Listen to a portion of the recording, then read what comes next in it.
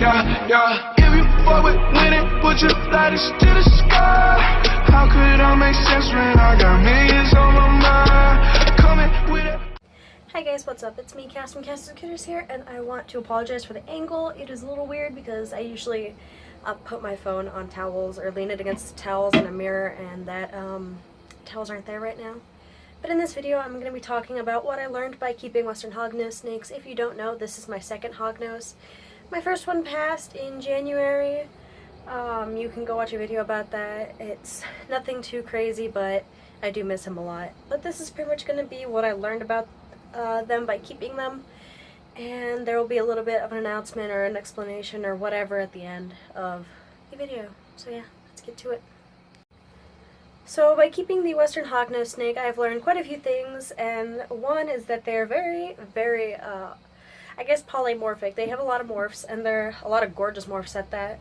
One of the biggest people who works with hognose that I've noticed is somebody I follow on Instagram, as well as one of my friends. She's not that big out there, but she breeds hognoses and she's really awesome, and she updates everybody on Facebook, and she's modding a group I'm in, so you know, she's pretty cool.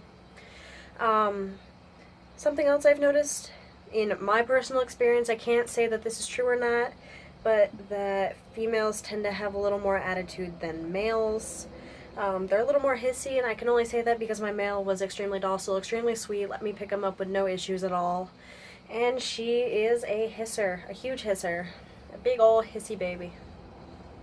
Another thing that I've noticed is that they can be quite pains in the butt to get eating consistently for you. They will, I don't know, with Mars he would eat off the tongs readily, except for the last few weeks that he was alive. But with her, she has to be cup fed, which means I have to put her in a cup, and then I have to put the mouse in the cup and leave them alone completely. Or she will not eat off the tongs or anything like that. I'm not sure why. She just has to be enclosed with her prey. And, yeah. So another thing I learned is that, like sand boas, female hognoses get bigger than the males.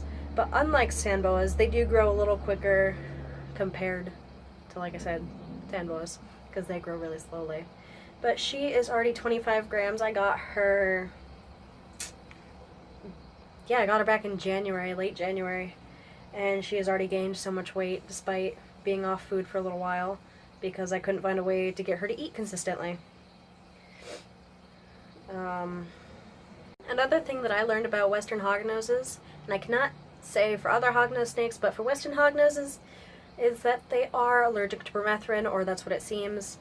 They have a lot of adverse reactions, even with the smallest amount of permethrin, and I learned that the hard way. Like I said, Mars, he passed away.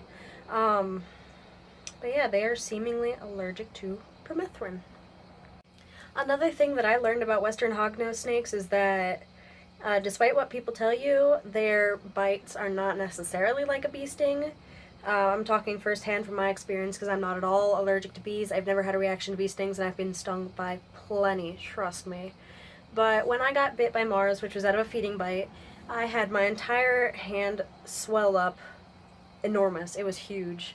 My entire hand swelled up. I had to take off my ring, which is right there. I had to take off my ring, and I couldn't put it on for at least 5 days. My hand had remained swollen up to my wrist, and pretty much it was just huge, massive, awful, gross. Boop. Another thing that I learned is that they are actually not prone to biting, unlike sand boas. Sand boas will bite you if they need to, but the only time I have ever gotten bitten by a hognose, which is, I've kept hognoses for about a year now, I noticed that they are very much not prone to biting at all. At all. Friendly little things. You can, you know, poke their faces, which, you know, you really shouldn't poke a snake's face, but you can, you know, poke their faces, and all they'll do is hiss and hood up and fake strike, which is another thing. They do false strikes instead, which is really freaking cute, by the way. Ugh. This isn't really much of something I've learned, but something I've more of observed, and that is Western Hognoses have, for the most part, black bellies, unlike most snakes. Most snakes do have white or off-white bellies, but hognoses have black bellies, which is really, really cute. Yeah. Another thing about the Western Hognose is that you can tail sex them, which means that you can tell their gender by their tail. As you see, let go, baby. You can see that she has a really short tail, so she is a female, and males will have significantly longer tails than, females. Another thing to do with the black belly is that a snake, or a Western Hognose that has the conda morph in it will have a pure black belly, whereas if it doesn't, it does not. It has these cute little mosaic parts, I guess.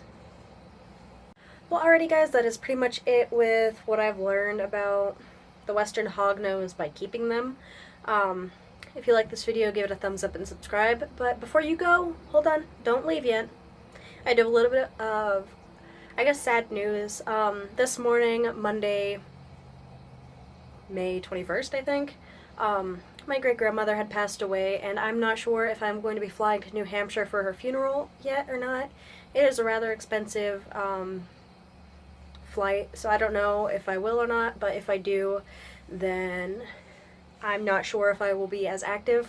I'll only be gone a few days, but I'm not sure if I'm going to be as active. But the flight is about $300, and I only have $70 right now. I'm a very broke person. I don't have a job or anything, so we'll see if I end up going, but if I do, I will make sure to keep you guys updated. I will not be gone for more than a few days, but I will not be active pretty much on anything because, I'm going to be trying to spend time with my family and mourning the passing. And I haven't seen her in many, many years, in about 6 years, but I was old enough to know her and to love her and to care about her and see her as a parent figure.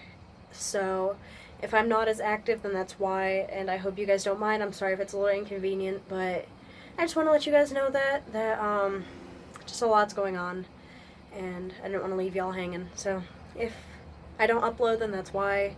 I'm not sure when I'm going out. We don't have any of the plans yet. I'm actually hopefully going to go down tonight or tomorrow or go down to my mom's to see what's going on.